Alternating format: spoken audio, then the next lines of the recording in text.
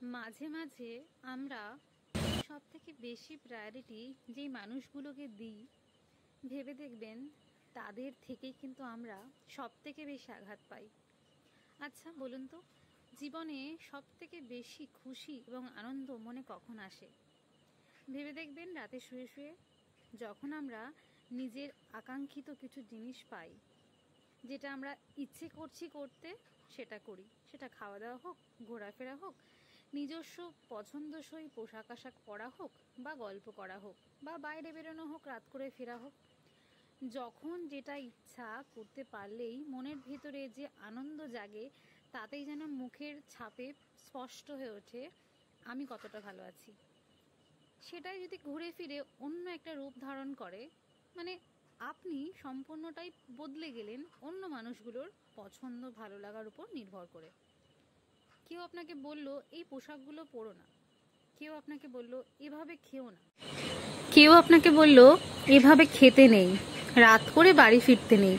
মেয়েদের আবার বিয়ের পরে কিসের চাকরি, বাচ্চা কাচ্চা তাড়াতাড়ি নিয়ে নিতে হয়, না হলে নানান সমস্যা আসে। চাকরি বাকরি করলেও সংসারটাও কিন্তু একা হাতেই সামলাতে হবে। শর্টস পরে রাস্তায় বেরোলে লোকজন অন্যভাবে দেখবে, তাই বেশি শর্টস জামা কাপড় পরতে নেই। বিয়ে হয়ে গেছে তো আবার কিসের পড়াশুনো। হাড়ির প্রথম ভাতটা মেয়ে ছেলেদের খেতে নেই, বাড়ির সমস্ত বিষয়ে মেয়ে ছেলেদের নাক গলাতে নেই।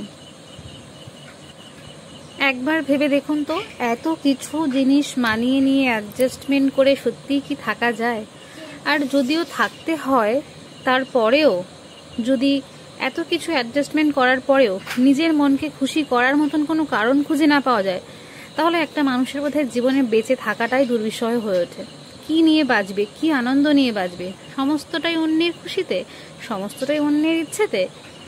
সারাটা জীবন আক্ষেপ আর কিছু হতাশা নিয়ে একদিন মরে যেতে হবে।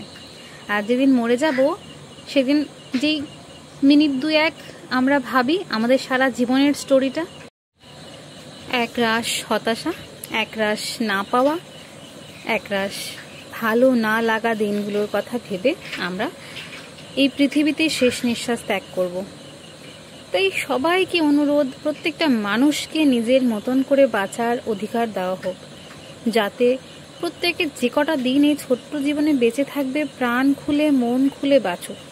আর মেয়েদেরকে এভাবে প্রতিটা নিয়ত অন্যের হিসেব মতো চলতে না হোক। তাহলে আজকে কেমন লাগলো কিছু কথা আপনাদের সঙ্গে শেয়ার করলাম। যদি কিছু ভুল ত্রুটি বলে থাকি ক্ষমা করবেন, আর অবশ্যই আমাকে সাপোর্ট করবেন যদি আমার ভিডিওগুলো ভালো লেগে থাকে। একটা বড় মাছ দিয়ে গেছিল আমার ভাই, তো এই প্রথমবার এত বড় মাছ বটিতে কাটলাম। বিয়ের আগে এসবের কোনোদিনই এক্সপিরিয়েন্স ছিল না। এখন সময়ের পরিবর্তনে অনেক কিছু শিখে ফেলেছি, কিভাবে না শেখা কাজগুলো করতে হয়। আমার পাশে থাকবেন, আমার ভিডিওগুলো ভালো লেগে থাকলে একটা লাইক, কমেন্ট, শেয়ার করবেন। দেখা হবে নেক্সট কোনো ভিডিওতে, ততক্ষণ ভালো থাকবেন। টাটা।